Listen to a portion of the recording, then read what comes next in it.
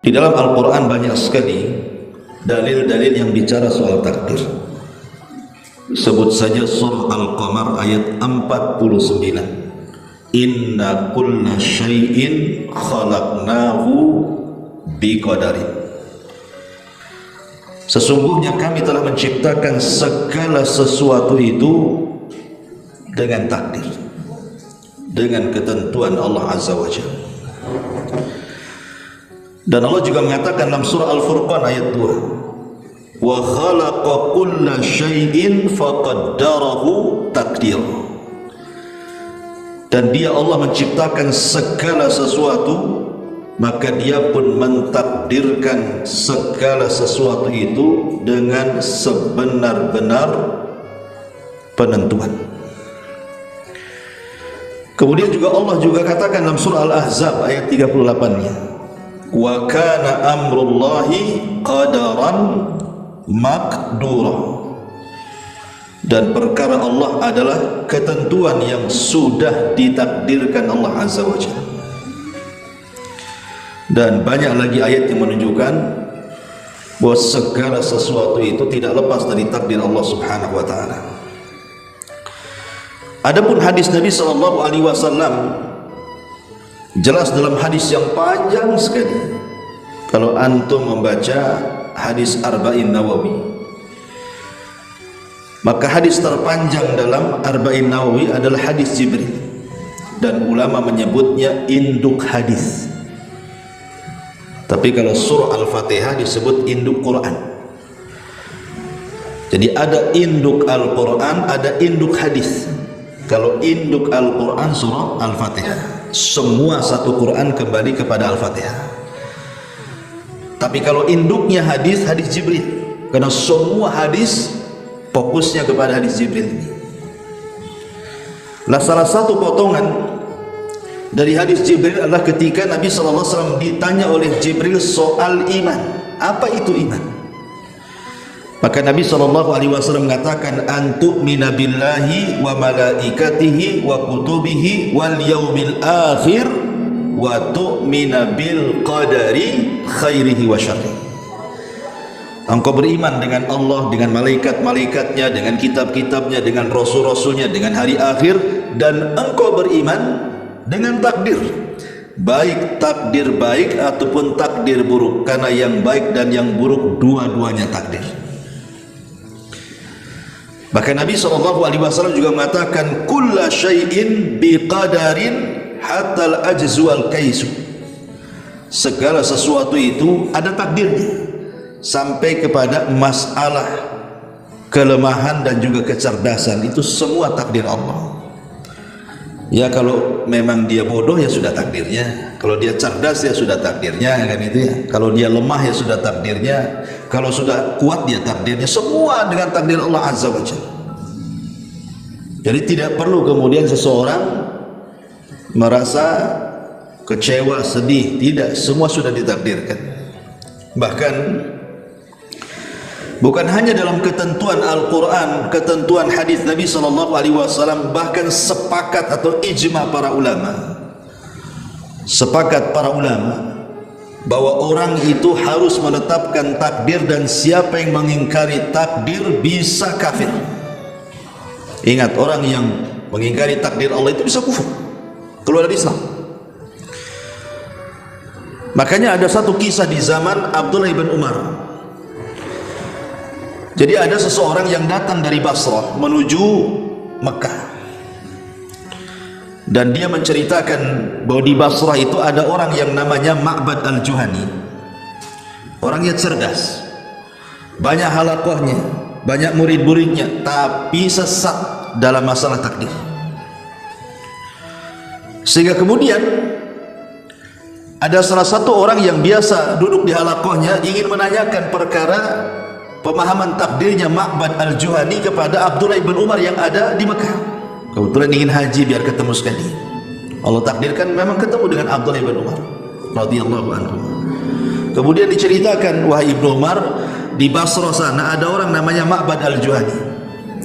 Dia mengatakan dalam persoalan takdir, innal amra unufun, bahwa perkara itu unuf. Unuf itu artinya Allah tidak tahu kecuali setelah terjadi. Jadi sesuatu yang belum yang belum terjadi Allah tak tahu. Allah itu tahu kalau sudah terjadi, baru Allah tahu. Kayak kita lah gini kan. Kita kan nggak tahu apa-apa, setelah ada kejadian baru kita tahu, oh ada itu. Kan ini namanya tidak beradab kepada Allah. Seolah-olah Allah itu tidak tahu yang akan terjadi.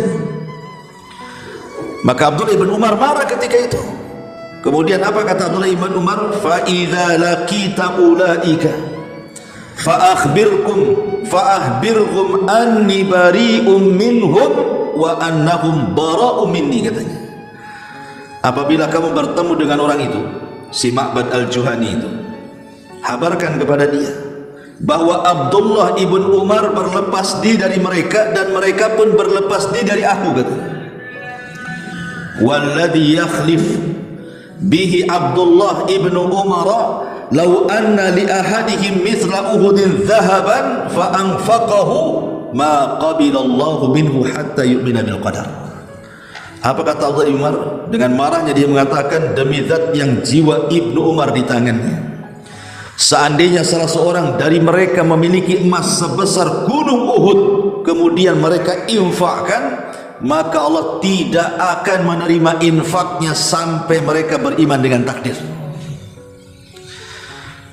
Lihat bahasa Ibnu Umar. Kalaupun kita punya gunung emas sebesar gunung Uhud, kita infakkan, Allah tidak akan terima sampai kita beriman dengan takdir, kata Abdullah ibn Umar. Dari sini kata Al-Hafidh Ibnu Hajar rahimahullahu taala, wa madhhabus salafi qatibatan annal umura kullaha bi taqdirillahi azza wajalla. Dan manhaj seluruh ulama salaf mengatakan bahwa perkara-perkara semuanya itu dengan takdir Allah Subhanahu wa taala. Ma'asyiral muslimin yang dimuliakan Allah Subhanahu wa taala, bahkan dengan tegas disebutkan oleh Zaid ibn Aslam, al-qadaru qudratullahi azza wajalla. Faman kadzdzaba bil qadari faqad jahada qudratullahi azza wajalla. Takdir adalah kemampuan Allah. Barang siapa yang mendustakan takdir sama dengan mengingkari kemampuan Allah, dia bisa kufur. Ya. Makanya tegas dari sini dalil-dalil secara Quran, Sunnah dan ijma' kesepakatan bahwa kita wajib beriman dengan takdir, apakah takdir baik atau takdir tidak baik. Ma'asyiral muslimin wal muslimat rahimani wa rahimakumullah. Bahkan kalau kita melihat ayat-ayat dalam Al-Quran, ya, Bapak yang dimuliakan Allah Azza wa Jalla, beriman kepada takdir itu manhajnya para nabi. Sebut saja disebutkan dalam surah Hud ayat 33. Ketika Allah Subhanahu wa taala berfirman tentang Nabi Nuh, qala innama ya'tikum bihillah insya'a. Nuh pun berkata, sesungguhnya Allah yang akan mendatangkan tanda kekuasaannya apabila dia berkehendak. Kalimat apabila dia berkehendak menunjukkan Nuh percaya dengan takdir. Kemudian juga perkataan yang sama disebutkan dalam surah As-Saffat ayat 102 ketika bicara soal Nabi Ismail, ketika ayahnya mengatakan kepada Ismail bahwa dia bermimpi menyembelih dia dalam mimpinya. Kemudian Ibrahim mengatakan, bagaimana pandanganmu? Apa kata Ismail? Qala ya abatif al-ma tu'mar satajiduni insyaallahu minas sabirin. Wahai ayahku, lakukan saja apa yang diperintahkan Allah dan engkau akan mendapati diriku insyaallah. Di sini syahidnya kalau Allah berkehendak. Ini kalimat kalau berkehendak ini artinya bicara takdir. Kalau Allah mentakdirkan itu bahasanya. Tapi kalau Allah berkehendak, maka engkau akan dapatkan aku termasuk hamba Allah yang sabar. Nabi Ismail mengajarkan kepada kita beriman dengan takdir. Kemudian juga disebutkan dalam surah Al-A'raf ketika Allah bicara soal Nabi Musa, qala rabbi in syi'ta ahlaktahum min qablu wa iyai. Musa berkata, wahai Rabbku, seandainya engkau menghendaki, niscaya engkau telah menghancurkan mereka dan diriku sebelum ini.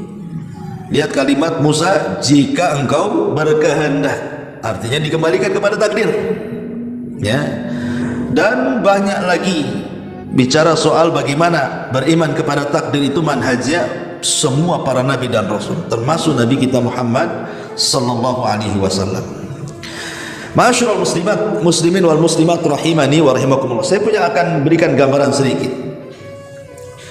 bahwa saya, Anda, ibu-ibu atau siapapun yang mendengar kajian ini, kita belum dikatakan beriman kepada takdir kecuali harus beriman dengan 4 perkara. 4 perkara inilah yang menyingkap rahasia takdir. Kalau kita paham dengan 4 perkara ini, hidup kita tenang.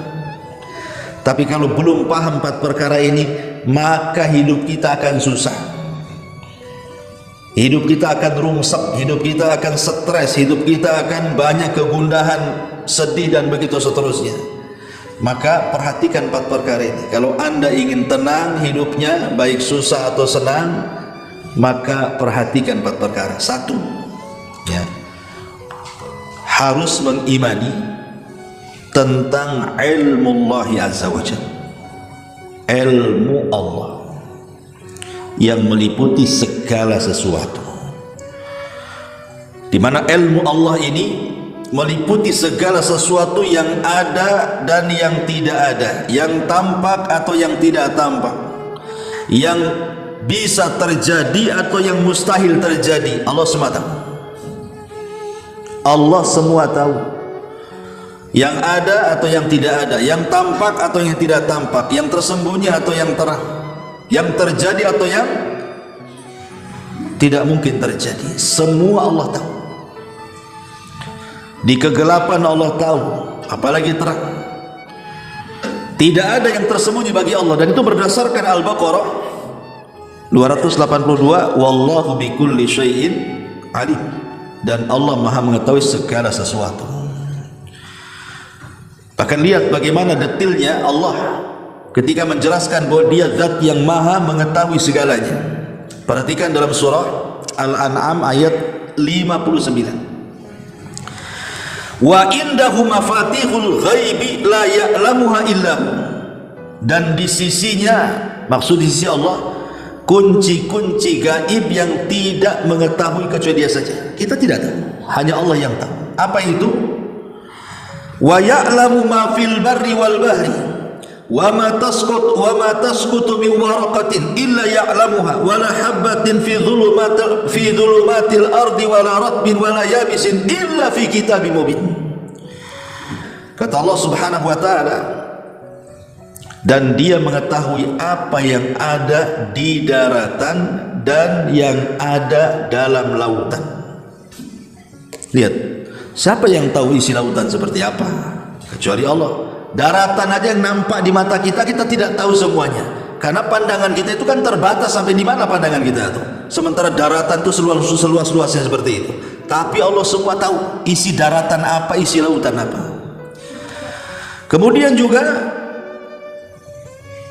wa ma tasqutu min waraqatin illa ya'lamuha, dan tidaklah jatuh sebuah daun kecuali Allah mengetahuinya. Bayangkan, dedaunan itu kan di mana-mana, ya kan? Hampir semua pohon ada daunnya, baik daunnya besar ataupun kecil, baik jatuh di siang hari atau di malam hari, semua Allah tahu. Kitanya punya tanaman jatuh daunnya kita tak tahu. Kemudian wala habbatin fi dhulumatil ardi, bahkan kata beliau, dan tidak ada satu biji dari kegelapan bumi, wala ratbin wala yabisin, tidak yang basah tidak yang kering, illa fi kitabim mubin, kecuali semua sudah ada catatannya, semua ada pengetahuannya di sisi Allah Azza wa Jalla. Jadi intinya tidak ada yang tersembunyi di alam semesta ini kecuali Allah tahu. Dari sini kita tahu bahwa tidak ada masalah dalam hidup kita yang Allah tidak tahu. Bahkan sebelum masalah itu kita kemukakan kepada Allah, Allah tahu kita punya masalah. Belum lagi kita minta, Allah sudah tahu isi permintaan kita. Bahkan belum lagi terkadang kita berdoa sudah dikabulkan pula doa kita. Karena Allah tahu hajat manusia. Ini harus yakin, ya. bahwa Allah itu tahu kondisi kita. Sedihnya kita Allah tahu, senangnya kita Allah tahu. Bahagianya kita Allah tahu, tidak senangnya kita Allah tahu. Ma'asyiral muslimin wal muslimat rahimani wa rahimakumullah. Ini yang pertama. Rukun takdir yang pertama, yakini Allah Maha tahu yang telah, yang sedang dan yang akan datang. Bahkan Allah tahu kepada sesuatu yang mustahil terjadi, kalau terjadi Allah tahu. Ini pertama. Yang kedua, beriman kepada takdir selain kita sudah mengetahui tentang pengetahuan Allah. Maka beriman yang kedua tentang catatan, bahwa sebagian pengetahuan Allah itu sudah dicatat. Dicatat di mana? Dicatat di Lauhil Mahfuz. Maka tidak ada sesuatu di alam semesta ini semuanya kecuali sudah dicatat Allah Subhanahu wa taala. Ingat, tidak ada yang tidak tercatat. Semua yang terjadi di alam semesta ini semua sudah dicatat Allah Subhanahu wa taala. Makanya ketika Allah Subhanahu wa taala menciptakan pena, maka Allah Subhanahu wa taala akan mengatakan kepada pena, tulislah segala sesuatu. Dari sini maka Rasulullah SAW mengatakan, kataballahu maqadiral khalaiq qabla an yakhluqas samawati wal ardi 50 alfa sanatin. Allah menulis takdir bagi para makhluknya 50.000 tahun sebelum Allah menciptakan langit dan bumi. Jadi kita tahu bahwa Allah itu zat yang maha mengetahui segala-galanya, dan pengetahuan Allah sudah ditulis oleh Allah dalam catatannya, dan tidak ada satupun peristiwa yang ada di bumi kecuali dicatat. Tidak ada yang tidak dicatat. Masalahnya timbul pula pertanyaan di sini. Ini, Ustaz, bagaimana dengan Fir'aun, dengan Abu Jahal, dengan Abu Lahab, dengan Namrud, Qarun? Cemana tuh orang-orang ini? Allah dengan pengetahuannya mengetahui si Namrud itu kafir. Allah dengan pengetahuannya mengetahui si Qarun itu akan kafir. Allah dengan pengetahuannya mengetahui bahwa si Abu Lahab, si Abu Jahal itu akan kafir. Allah tahu nggak mereka akan kafir? Taulah, kan nggak mungkin Allah nggak tahu. Ya. Kemudian dengan pengetahuannya si Fir'aun akan kafir, si Namrud akan kafir, si Abu Jahal akan kafir, Allah catat di Lauhil Mahfuz bahwa si Fir'aun dalam catatannya akan kafir, si Namrud akan kafir, Abu Jahal akan kafir, iblis akan kafir, dan begitu seterusnya. Muncul syubhat di kepala. Ya. Kalau begitu si Fir'aun ini dipaksa oleh Allah untuk kafir. Kan kesannya kan begitu ya. Kalau begitu si iblis itu dipaksa oleh Allah untuk kafir. Kalau begitu si Abu Lahab, si Abu Jahal itu dipaksa oleh untuk kafir.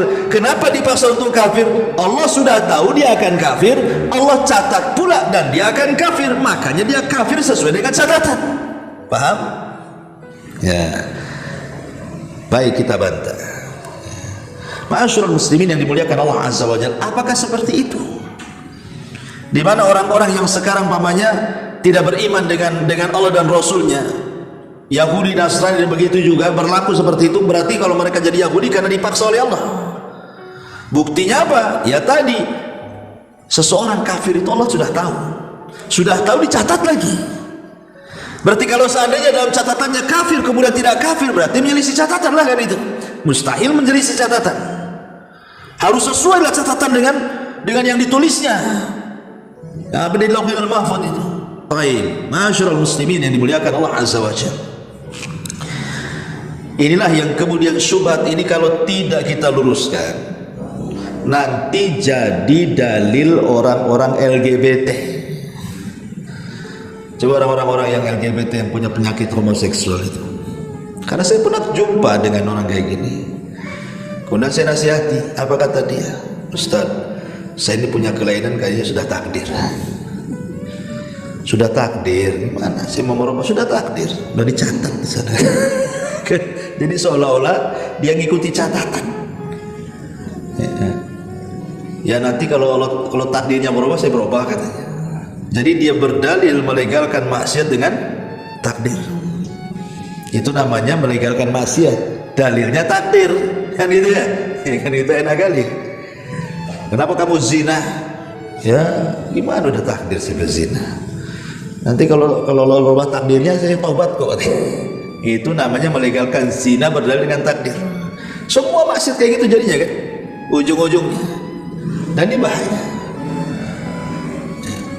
Bahayanya kenapa? Begini, ikhwatu fillah muliakan Allah Azza wa Jalla. Allah memang tahu bahwa si Abu Jahal akan kafir, Abu Lahab akan kafir, Fir'aun akan kafir, Qarun akan kafir, dan orang-orang tertentu yang sudah Allah ketahui dia akan kafir. Kemudian Allah catat bahwa si Anu akan kafir begini. Tapi bukan berarti Allah Subhanahu wa taala memaksa dia kafir di mana orang harus ikut catatannya. Tidak. Kenapa orang itu tidak dipaksa dengan catatan? Karena Allah itu sudah memberi kepada makhluknya, kepada manusia, masyiatullah, kehendak. Allah udah kasih kehendak sama kita untuk memilih jalan yang baik dan jalan yang jelek. Wahadaina hun najdain, kami berikan kau dua jalan. Nih kalau ke sini kau masuk surga, nih kalau ke sini kau masuk neraka, dan kita bisa memilih. Contoh, pamannya ana suruh antum ke Batu Haji, satu lewat Temiang, kuburan Temiang, satu lewat Muka Kuning. Kemudian saya terangkan, antum kalau lewat Temiang banyak rampok, banyak begal, banyak paku di jalan, banyak beling, banyak lubang, ya, banyak macam-macam tebing-tebing bahaya. Tapi kalau lewat Muka Kuning enak, jalannya luas, terang, sepi, cepat, jalan tikus, jalan lintas, enak pokoknya kan. Kira-kira nih, antum milih mana? Ya lah pastilah milih, secara logika pasti antum akan milih ke sana kan, ke Muka Kuning dibandingkan ke Batu Aja lewat Tamiang, karena sudah ada penjelasan. Kalau lewat kayak gini jalannya kayak gini nih, kalau sini jalannya kayak gini, kita bisa milih kok. Kita harus dipaksa harus lewat kuburan Tamiang. Ya, kita bisa milih. Artinya ketika kita bisa milih itu artinya Allah berikan kepada kita masyiah, kehendak. Ini yang baik, ini yang buruk. Dan Nabi SAW sebelumnya dan juga Al-Quranul Karim sudah menjelaskan, nih kalau jalan ke sini masuk surga, enak loh di surga tuh. Banyak nikmat, ada bidadari, ada ini, ada itu, ada istana, macam-macam. Nih kalau kau masuk neraka, nih neraka api semua. Logika harusnya kalau kita ingin selamat pasti cari surga kan? Udah jelas ceritanya. Kenapa kalau di dunia kita memilih yang enak? Kayak tadi saya cerita jalan, kenapa yang sudah jelas-jelas surga malah ditinggalkan milih pula neraka? Nah itu karena ada sebab lain, karena surga itu dipagari dengan perkara-perkara yang tidak suka dengan syahwat. Tapi kalau neraka itu dipagari dengan perkara-perkara yang syahwat kita suka dengan di situ. Tapi Allah tidak zalim dengan kita. Buktinya Allah kasih mata kepada kita, Allah kasih telinga, Allah kasih tangan, Allah kasih kaki, bahkan Allah kasih otak lagi, Allah kasih akal lagi, supaya kita memilih jalan. Dari mana kemudian si Fir'aun kafir karena ikut catatan Allah? Tidak, si Fir'aun kafir karena dia yang ingin kafir. Buktinya apa? Diutus Nabi Musa tapi tak mau beriman, berarti dia yang mau kafir, bukan karena ikut catatan. Ya. Kenapa si Abu Jahal kafir? Apa memang dipaksa oleh Allah kafir? Tidak. Kemauan kafirnya Abu Jahal itu karena dia yang ingin kafir, bukan karena Allah yang mencatat dia kafir jadi kafir. Ya. Kenapa? Karena diutus Nabi. Tapi dia tak mau. Padahal dia tahu kebenaran Nabi, dia memilih jalan kekufuran, ya sudah dicatat dia kafir. Ini harus dipahami ya. Yang nomor dua adalah segala sesuatu sudah dicatat. Ya. Kemudian yang ketiga diantara marotibut, dan catatan itu sendiri ya, ini sedikit ya, catatan sendiri.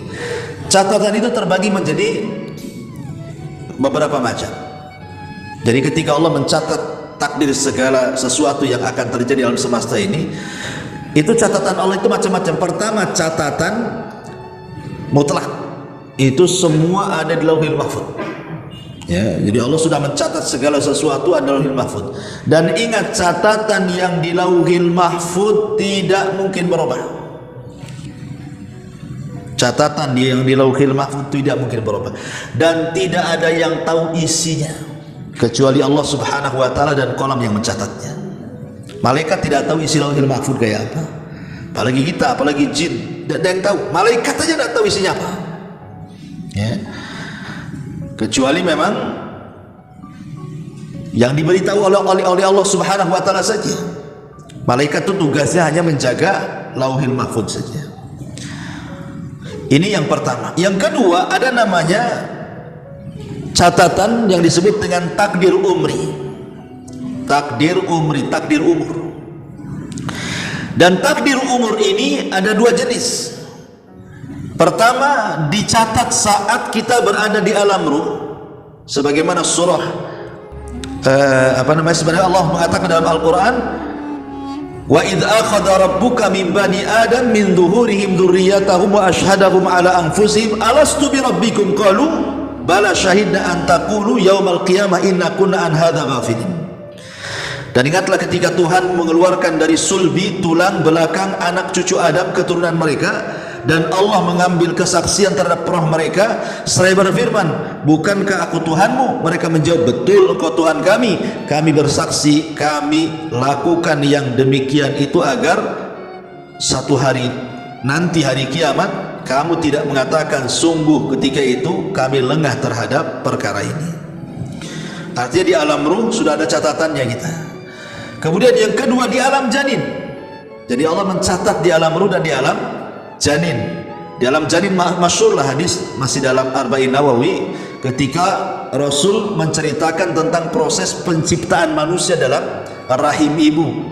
40 segumpal, 40 hari segumpal mani, kemudian 40 kedua menjadi segumpal darah, kemudian 40 ketiga baru menjadi segumpal daging, dan jadilah manusia, dan genaplah 4 bulan. Baru disitulah ditiupkan ruh. Ya, kemudian ditanya apa, dicatat satu rizkinya. Rizkinya tuh dicatat. Yang kedua ajalnya. Yang ketiga amalannya. Yang keempat kesudahannya, sul khotimahkah, husnul khotimahkah, artinya bahagiakah atau tidak bahagiakah. Itu 4 perkara dicatat dalam rahim setiap ibu kita ketika kita dalam rahim itu. Ajal, kemudian rizki, kemudian amal, dan kesudahan kita, bahagia atau celaka, ya. Kemudian yang ketiga ada namanya takdir hauli, takdir tahunan. Dicatat juga, yaitu takdir khusus kejadian selama 1 tahun saja dicatat, dan itu di malam Lailatul Qadar. Jadi setahun itu yang akan datang dicatat. Itu namanya takdir hauli, namanya takdir tahunan. Jadi selama 1 tahun ditentukan di malam Lailatul Qadar berdasarkan surah Ad-Dukhan ayat 3-4, fiha yufraqu kullu amrin hakim. Sungguh kami sesungguhnya kami telah turunkan Al-Quran, fiha di dalamnya, yufraqu kullu amrin hakim, akan dipisahkan seluruh perkara-perkara takdir yang kokoh. Kemudian yang terakhir ada namanya catatan yaumi, harian. Dan itu berdasarkan firman Allah Azza wa Jal di dalam surah Ar-Rahman 29, kulla yaumin huwa fi sya'an, setiap hari Allah dalam sebuah urusan, ya, mematikan, menghidupkan, melahirkan, menghancurkan, dan begitu seterusnya. Setiap hari Allah itu sibuk terhadap makhluknya. Ini disebut catatannya. Kemudian yang ketiga, setelah Allah tahu atas segala sesuatu, kemudian pengetahuan Allah dicatat di Lauhil Mahfuz.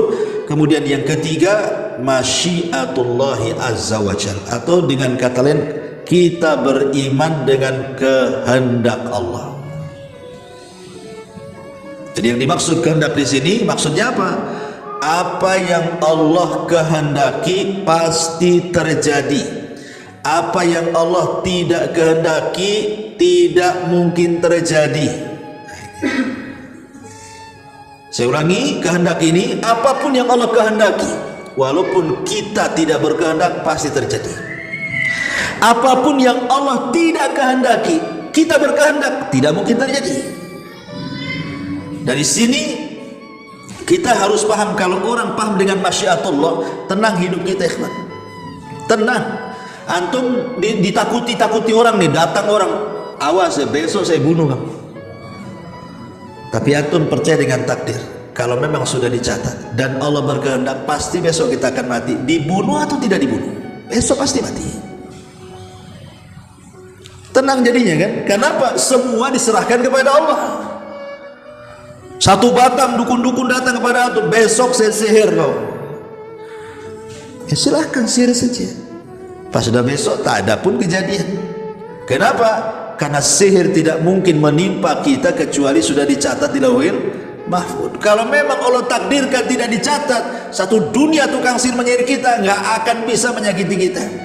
Makanya Nabi SAW mengatakan, kalau seandainya semua manusia berkumpul ala an yadurruka bisyai'in, untuk memberikan madarat dengan sesuatu, lam yadurruka illa bisyai'in qad katabahu Allahu lak, maka madarat itu tidak akan sampai sesuai dengan apa yang sudah dicatat saja. Nggak akan sampai satu dunia mau menyakiti kita, nggak akan sampai kalau Allah tidak berkehendak. Tapi sebaliknya, kalau Allah berkehendak, nggak ada yang menyakiti saja kita bisa mati, kita bisa sakit, kita bisa susah, kan itu ya. Maka ini menjadi tenang hidup kita ini kalau kita yakin dengan kehendak Allah Subhanahu wa taala. Masyarul muslimat yang muslimin wal muslimat rahimani wa rahimakum. Dan itu berdasarkan beberapa ayat. Pertama surah Yasin 8, 2 Allah mengatakan innama amruhu idza arada syai'an an yaqula lahu kun fayakun. Sesungguhnya perkara Allah pasti apabila menginginkan sesuatu, maka dia tinggal katakan jadi, maka jadilah. Dan Allah juga mengatakan dalam surah Yunus 99, walau syaa rabbuk la amana man fil ardi kulluhum jami'an. Seandainya Rabbmu menghendaki, niscaya akan beriman seluruh yang ada di bumi ini, kalau Allah berkehendak. Tapi kan Allah tidak berkehendak, makanya tidak beriman semuanya. Jadi semua dikembalikan kepada kehendak Allah. Qulillahumma malikal mulki tu'til mulka man tasha wa tanzi'ul mulka mimman tasha wa tu'izzu man tasha wa tudhillu man tasha biyadikal khair, kata Allah.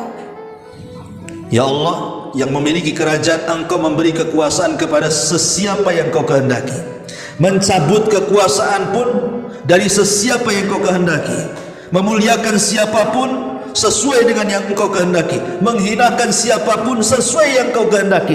Semua kehendak Allah. Kalau ini yang ditanamkan dalam bab takdir, tenang kita ini. Semua sudah kehendak Allah. Kita kaya, alhamdulillah, sudah dicatat. Tiba-tiba besok bangkrut, alhamdulillah, sudah dicatat juga. Kita sehat, alhamdulillah, sudah dicatat. Besok pula sakit, alhamdulillah, semua sudah dicatat. Tenang hidup kita ini. Sehingga Allah mengatakan, kenapa kalau kita kemudian yakin dengan takdir Allah, salah satunya kehendak Allah itu, supaya kalau kita dapat nikmat tidak terlalu bahagia, kalau kita mendapatkan musibah tidak terlalu sedih, karena dua-duanya sudah dicatat. Selesai ya. Ini yang ketiga. Yang keempat, al-khalq. Allah Subhanahu wa taala mengetahui segala sesuatu dan pengetahuan Allah meliputi segala sesuatu. Yang kedua, pengetahuan Allah kemudian dicatat di Lauhil Mahfuz dan dicatat di tangan-tangan para malaikat. Kemudian yang ketiga, bahwa yang ditulis Allah itu atas kehendak Allah, yang nanti akan menciptakan sesuatu sesuai dengan kehendaknya. Maka yang keempat, penciptaan Allah terhadap segala sesuatu yang didahului dengan pengetahuan, catatan, kehendak, baru Allah ciptakan. Jadi ketika Allah menciptakan, sesuai dengan pengetahuannya, sesuai dengan catatannya, sesuai dengan kehendaknya, Allah buatlah itu benda itu. Makanya di sini maksudnya adalah, jadi ketika Allah Subhanahu wa taala menciptakan segala sesuatu yang ada di langit maupun yang ada di bumi itu, maka Allah itu bukan hanya sekedar menciptakan sifat-sifatnya, tapi juga menciptakan amal-amalannya. Contoh, Allah menciptakan pelaku dan Allah juga menciptakan amalan yang akan dilakukan pelaku. Allah menciptakan orang yang beriman dan Allah menciptakan keimanannya.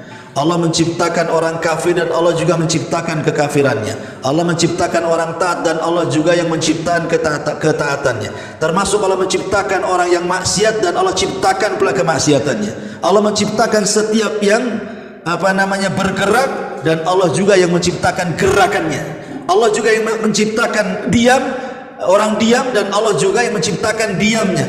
Jadi antara sifat dan amalan itu semua Allah ciptakan. Ini yang dimaksud kita meyakini bahwa Allah itu pencipta. Yang didahulunya pengetahuan, kemudian catatan, kemudian kehendak, baru kemudian Allah ciptakan. Dan Allah menciptakan segalanya. Jangan seperti orang-orang Majusi ataupun mungkin turunannya dalam Islam itu seperti orang-orang siapa? Qadariyah. Mereka mengatakan Allah ciptakan kita betul, tapi yang menciptakan perbuatan kita itu kita sendiri katanya. Padahal kita katakan bahwa Allah menciptakan pelaku dan amalan pelaku. Tapi orang-orang Majusi tidak, dia menciptakan pelakunya saja, tapi amalan pelaku itu yang menciptakan. Bisa dipahami ya? Contoh nih, mereka mengatakan begini, karena kalau kita katakan bahwa perbuatan kita juga Allah yang ciptakan, mustahil kata mereka. Kenapa? Karena perbuatan kita itu tidak semua baik, ada juga yang tidak baik. Kalau yang baik bisalah kita nisbatkan kepada Allah katanya. Lah kalau jelek, tak mungkinlah kita nisbatkan kepada Allah. Nah, akhirnya mereka mengingkari bahwa perbuatan itu tidak diciptakan Allah. Allah hanya menciptakan pelakunya saja. Allah menciptakan kita, tapi perbuatan yang kita lakukan itu kita yang buat, bukan Allah katanya. Maka kita katakan Allah menciptakan kita dan perbuatan kita. Allah menciptakan yang baik dan yang buruk. Wa tu'mina bil qadari khairihi wa syarrihi, kata Rasul. Allah menciptakan Allah mentakdirkan takdir itu baik yang baik ataupun yang tidak baik. Wa nabluukum bisyarri wal khairi fitnah. Kami berikan ujian kepada kalian dengan yang buruk dengan yang baik. Artinya yang baik dan yang buruk itu Allah yang ciptakan. Bedanya kalau Allah ciptakan yang baik, Allah suruh kita berbuat baik. Tapi kalau Allah ciptakan keburukan, Allah menyuruh kita meninggalkannya. Tapi dua-duanya tetap Allah yang ciptakan. Bisa dipahami ya? Ya. Baik, masyaallah muslimin yang dimuliakan Allah Azza wa Jalla. Mana dalilnya? Surah As-Saffat ayat 96, Allah mengatakan wallahu khalaqakum wa ma ta'malun. Dan Allah yang menciptakan kalian dan apa yang kalian kerjakan. Maknanya Allah menciptakan kita dan perbuatan kita juga. Allahu khaliqu kulli syai'in, dalam surah Az-Zumar 62-nya, Allah yang menciptakan segala sesuatu. Dan Rasul mengatakan innallaha khaliqa kulli sani'in wa sun'atihi. Sesungguhnya Allah dialah yang menciptakan setiap pelaku dan apa yang dilakukan pelaku. Hadis ini dikeluarkan Imam Hakim dalam Mustadraknya dan disahihkan Syekh Nasiruddin Al-Albani rahimahullahu taala. Baik, berarti sampai di sini kita sudah tahu rahasia takdir. Ya, itu namanya maratibut takdir ya. Bahwa kita tahu Allah itu mengetahui segala sesuatu dan ilmunya meliputi segala sesuatu. Kemudian sebagian pengetahuannya, tidak semua, dicatat di Lauhil Mahfuz. Semua dicatat di Lauhil Mahfuz. Semua yang akan terjadi sudah dicatat. Dan catatan itu baik di Lauhil Mahfuz atau dicatat malaikat. Kemudian Allah mencatat itu atas kehendaknya. Allah berkehendak, kalau Allah mau terjadi yang sudah dicatat, kalau Allah tak mau tidak akan terjadi. Jadi saat Allah menciptakan, ciptaan Allah itu berdasarkan pengetahuan Allah, berdasarkan catatan Allah, berdasarkan kehendak Allah. Jadilah benda itu. Nah, itu namanya menciptakan. Nah, itu namanya rahasia takdir di sini. Tetapi ma'asyiral muslimin yang dimuliakan Allah Azza wa Jalla, yang harus dipahami juga, ketika kita beriman dengan takdir, itu pun kita tidak boleh melepaskan apa yang disebut dengan tawakal dan akhdhu bil asbab. Ini penting. Kita masuk lebih dalam lagi. Kalau antum ibu-ibu beriman dengan takdir, maka jangan lepaskan dua kata, tawakal dan akhdhu bil asbab. Selain kita pasrahkan kepada takdir, kepada Allah yang sudah mentakdirkan kita, yang kedua cari sebab juga. Jangan terfokus bersandar kepada takdir tapi meninggalkan sebab. Ini bahaya. Contoh mudah nih. Ustaz, mungkin seminggu ini saya tak makan. Kenapa? Kan sudah dicatat kalau nggak mati nggak akan mati. Coba antum buat kayak gitu. Kira-kira mati nggak seminggu nggak makan? Gitu kan? Itu orang bodoh namanya. Ya. Kan kalau nggak takdirkan mati nggak mati, ya coba aja lah kan gitu. Nggak makan seminggu jangan minum, pasti mati itu. Kenapa? Karena beriman dengan takdir tidak cukup. Tawakal itu harus mengambil sebab. Harus ada sebab. Ya, takdir itu sebab. Ustaz, saya nggak mau kerja lah, nggak mau kerja. Mungkin dalam 10 tahun, 20 tahun. Kenapa? Nanti 10 tahun lagi kalau takdirkan kaya, pasti kaya, saya kata. Kaya nggak tuh? Ya nggak kaya. Yang ada jadi gembel jalan-jalan. Harus mengambil sebab, kerja, baru kaya. Ya. Jadi tawakal aja tidak cukup, menyerahkan kepada takdirnya nggak cukup. Harus mengambil sebab. Ustaz, saya nggak mau kawin, tapi saya ingin punya anak. Punya anak nggak punya anak. Yang ada ya anak kucing mungkin lah diambil dia. Tapi dia tidak punya anak, harus kawin lah. Ambil sebab, kawin. Itu namanya ambil sebab tuh. Baru lurus iman kepada takdirnya kalau kayak gini nih. Ya, jadi bukan hanya sekedar tawakal dengan takdir, tapi akhdhu bil asbab, mengambil sebabnya tidak ada. Tapi tidak boleh juga dibalik. Nggak boleh kita balik. Fokus mengambil sebab. Tawakal pula tak ada. Nggak yakin dengan takdir. Ya, ini juga salah. Sebab yang menentukan segala sesuatunya Allah Subhanahu wa ta'ala.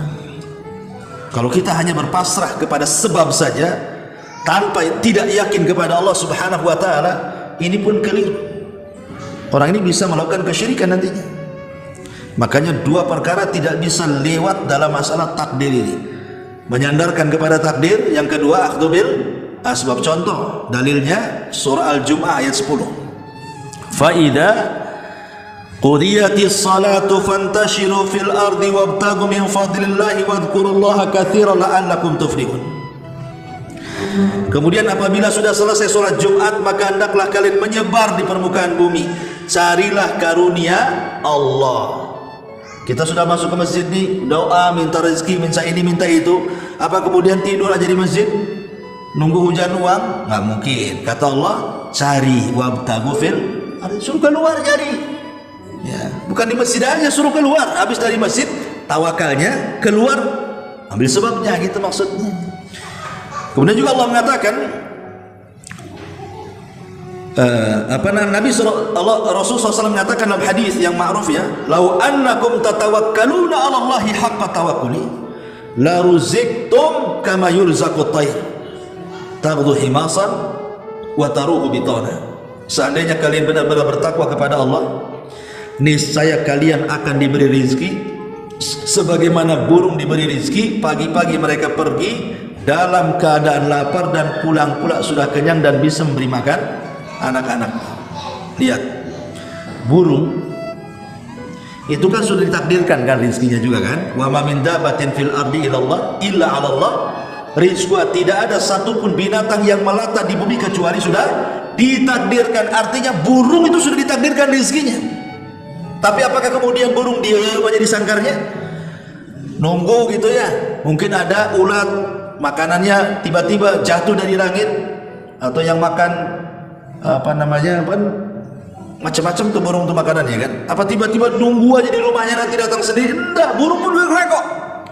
Makanya Rasul mengatakan apa?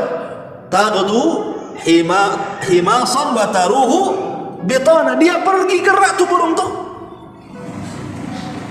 Seolah-olah burung tahu bahwa tawakal aja tidak bisa gitu ya, harus gerak. Burung aja gerak kok, nggak punya akal tuh burung tuh, hanya insting aja. Gerak dia, cari makan, dapat dia pulang. Lah kalau burung yang tidak berakal saja paham akhdhu bil asbab, masa kita nggak paham? Ya. Masyaallah muslimin yang dimuliakan Allah Azza wa Jalla. Memang ada hadis yang mengatakan kalau kita lari dari rizki kita, niscaya rizki akan mengejar kita. Seperti kalau kita lari dari kematian, kematian akan mengejar kita. Betul hadis ini. Tapi bukan berarti kemudian meninggalkan akhdhu bil asbab. Karena rizki itu ada dua, kata Imam Syafi'i. Ada rizki yang dicari, ada rizki yang datang sendiri. Ada rizki yang dicari, ada rizki yang datang sendiri. Contoh pamannya ketika sering saya katakan perdebatan Imam Syafi'i dengan Imam Malik, gurunya.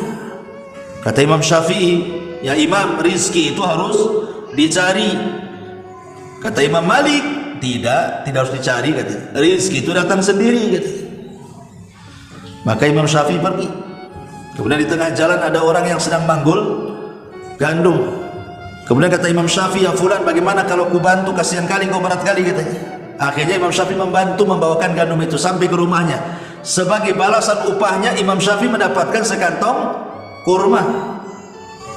Kemudian Imam Syafi'i mengatakan, nah kan, apa sudah aku katakan kepada Imam Malik, guruku, harus kerja baru dapat kurma. Coba kalau aku duduk-duduk sama Imam Malik, nggak mungkin saya dapat kurma. Akhirnya dia datang kepada Imam Malik, ingin menunjukkan bahwa rizki itu dicari. Dia bawa kurmanya, nih Imam, apa kata saya, rizki harus dicari. Ya, tapi saya akan bagi dua. Nih, ambil separuh, saya bawa separuh. Kata Imam Malik, sudah aku katakan bahwa rizki itu datang sendiri, katanya. Aku tak ikut manggul, dapat pula kurmamu. Jadi dari sini kata para ulama, rizki itu ada yang dicari, ada yang tidak dicari. Dua-duanya. Alhamdulillah. Ada yang tiba-tiba, seandainya antum diam aja di rumah, kan lama-lama kasihan juga tetangga tuh. Kasih juga kan gitu. Nah, itu datang sendiri. Tapi tidak mungkin gitu terus, lama-lama tetangga juga ada waktunya, malas ngasih terus, katanya. Ya, terpaksa kita harus nyari. Ya, jadi dari sini juga tidak bisa hanya berpangku tangan tanpa adanya akhdhu bil asbab. Harus mencari sebab. Yang Nabi ajak kerja, ya, jadi penggembala kambing, pedagang. Maka Nabi Zakaria dikatakan, karena Zakaria najjaran. Zakaria itu tukang kayu, tukang mebel, ya kan. Kemudian juga Nabi Lut tukang jahit, tukang macam-macam. Jadi para nabi itu juga bekerja karena tahu bahwa berpangku tangan kepada Allah dengan beriman kepada semata-mata takdir tidak cukup. Harus mencari sebab. Ya, makanya apa kata Rasul ketika sahabat mengatakan, Rasul, kalau kita sudah dicatat takdirnya, si fulan masuk neraka, si fulan masuk surga, ngapain kita lelah letih beramal, katanya. Toh kalau sudah ditakdirkan masuk surga juga masuk surga, katanya. Itu cara berpikir seperti ini udah ada di zaman para sahabat tuh. Ini kan sering ditanyakan juga sama kita, Ustaz, kalau kita sudah dicatat ngapain sholat? Nanti sudah capek-capek sholat takdirnya masuk neraka, rugilah saya sholat, katanya. Ataupun namanya kalau sudah ditakdirkan di masuk surga, kan enak tuh. Ya, nggak sholat masuk surga, katanya. Nabi sudah tahu nanti satu hari ada orang yang bertanya kayak gini nih. Makanya Nabi SAW langsung menjawab, i'malu, kata Rasul. Kalian tidak boleh ngomong begitu. Beramalah. Jangan berpangku tangan dengan takdir, tapi beramalah. Fakullun muyassarun lima khuliqa. Kalian akan dimudahkan masuk neraka atau surga itu sesuai dengan amalan tujuan kita. Kalau kita rajin beramal soleh terus, maka Allah mengatakan fasanu yassiruhu lil yusra. Sudah mudah jalan ke surga, kami mudahkan. Tapi kalau dia memilih jalan maksiat, fasanu yassiruhu lil usra. Udah mudah maksiat, Allah mudahkan lagi karena nggak ada niat untuk memperbaiki diri. Ya, kata Rasul, i'malu, bekerjalah, beramallah, beribadahlah. Allah nanti mudahkan urusannya nanti. Mau surga Allah kasih surga. Ya, maka di sini tidak bisa seorang itu diam tiba-tiba ingin surga masuk surga, tiba-tiba diam masuk neraka. Tidak demikian. Jadi ada proses namanya akhdhu bil asbab, mencari sebab. Ya. Ma'asyiral muslimin wal muslimat rahimani wa rahimakumullah. Taib. Dan kiaskanlah ke semua permasalahan, ya, karena contoh namanya permasalahan-permasalahan yang kita hadapi di dunia seperti kematian, itu kan sudah takdir. Tapi bukan berarti kita ini tidak mencari sebab untuk menyelamatkan dari kematian. Kita harus cari sebab. Antum sakit, biarin aja lah, kalau takdirnya sembuh ya sembuh, katanya. Nggak begitu, ke dokter cari keselamatan. Boleh jadi kemudian Allah Subhanahu wa Ta'ala, kan kita tidak tahu takdir kita apa, ya? Cari keselamatan walaupun kita yakin kematian itu ada. Saya mau ke Palestina Ustaz. Ngapain ke sana? Mau jihad gitu. Kalau takdirkan mati ya mati, enggak gitu juga kan gitu ya. Jadi harus ada akhdhu bil asbab, mengambil sebab itu penting. Ya kalau ke sana mati syahid, mati konyol, masalah kan gitu. Sampai sana tentu enggak ikhlas. Nah, dari sini ikhlas sampai sana riya kan gitu ya. Ketika mau dibom dia selfie, tengok. Syurul muslimin yang dimuliakan Allah Azza wa Jalla. Jadi contoh kematian atau ya masalah rizki lah, masalah rizki ataupun sakit apa semua itu kan harus mencari kita ini akhdhu bil asbab, mencari kesembuhan. Karena buktinya nih, kalau ada orang sakit gula dibiarin, lama-lama diamputasi nanti. Nah, kenapa nggak cari obat? Kalau sudah takdirnya sembuh lah Ustaz katanya. Itu orang bodoh, bukan beriman dengan takdir namanya. Takdir itu ambil sebab juga, sebab tidak makan ini, tidak makan itu, ke dokter, cari herbal dan begitu seterusnya. Itu namanya akhdhu bil asbab namanya. Masyaallah muslimin yang dimuliakan Allah Azza wa Jalla, dan begitu seterusnya. Tapi yang ingin poin yang kedua ini masalahnya ada 3 perkara yang bisa merubah catatan takdir. 3 perkara. Tapi yang ingin saya katakan, catatan takdir itu kan 2. Ada catatan yang disebut dengan mubrom, tidak mungkin berubah. Mau diapakan pun tidak akan berubah. Itu yang disebut dengan catatan yang di Lauhil Mahfuz, nggak akan berubah. Disebut mubrom namanya. Dan jelas, pasti. Ya. Kemudian yang kedua, catatan yang fi yadil malaika. Catatan yang di tangan para malaikat. Contohnya tadi, ketika kita berada di perut ibu kita, malaikat kan datang tuh. Kemudian malaikat mencatat rezeki kita, malaikat mencatat ajal kita, malaikat mencatat bahagia kita, celaka kita, malaikat juga mencatat amalan kita. Inilah yang dimaksud pembahasan terakhir ini, yang bisa berubah bukan yang di Lauhil Mahfuz, tetapi yang di catatan para malaikat. Apa saja 3 amalan yang bisa merubah catatan malaikat ini? Pada malaikat sudah nyatat ketika antum di bayi itu, rezeki antum mulai dari lahir sampai mati sekian. Ya. Amalan antum dari lahir sampai mati sekian. Ajal antum dari lahir sampai mati sekian. Bahagia celakanya dari lahir sampai mati sekian. Sudah dicatat. Sudah dicatat. Tapi ada 3 perkara yang bisa merubah catatan itu. Apa saja? 1 yang bisa merubah catatan itu. Yang pertama, doa. Disebutkan dalam hadis, kata Nabi SAW, la yaruddul qada illa du'a. La yaruddul qada illa du'a. Dalam riwayat, la yaruddul qadar illa du'a. Tidak akan dapat menolak keputusan Allah ataupun takdir Allah kecuali doa. Doa bisa merubah ketentuan Allah, takdir Allah. Ini yang pertama. Yang kedua nanti kita jelaskan. Yang bisa merubah catatan malaikat ataupun takdir Allah Subhanahu wa taala yang dicatat malaikat itu. Yang kedua, silaturahim. Silaturahim. Kata Nabi SAW, la yazidu fil umri illa silah, wa la yazidu fil umri illa silah.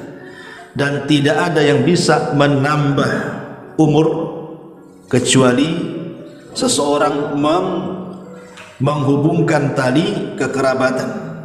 Dan dalam hadis yang lain, man arada an yunsa'alahu fi rizkihi, man arada an yunsa'alahu fi rizkihi.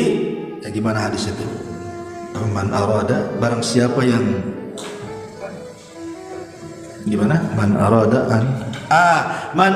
an yubsata, afwan. Man arada an yubsata lahu fi rizkihi wa an yunsa'alahu fi atharihi falyasil rahimahu. Barang siapa yang ingin diluaskan rezekinya ditambahkan umurnya, maka banyak-banyaknya silaturahim. Nah, dia sini jelaskan, kalau harta kita ingin tambah, umur kita ingin tambah, apa yang silaturahim. Ini yang kedua. Dan yang ketiga, albirru, banyak melakukan kebaikan kepada manusia. Kata Nabi SAW, la yazidu fil umri illal bir. Tidak ada yang bisa merubah umur seseorang kecuali albir. Albir di sini yang kebaikan, bersedekah dengan orang, menolong orang. Ada orang kesusahan kita tolong, ya. Ada orang sakit kita tolong, kita sembuhkan. Ada orang kelaparan kita tolong, kita kasih makan. Pokoknya suka nolong orang, itu disebut albir. Karena Nabi SAW mengatakan, sana'iul ma'ruf taqi masari asu, wa sadaqatus sir tudfi'u ghadabar. Perbuatan-perbuatan baik akan melindungi kita dari berbagai keburukan, dan sedekah yang dilakukan sembunyi-sembunyi akan menghindarkan dari siksa Allah Azza wa Jalla. Ini 3 perkara. Pertama doa, yang kedua silaturahim, yang ketiga berbuat baik kepada manusia. Inilah 3 perkara yang bisa merubah catatan.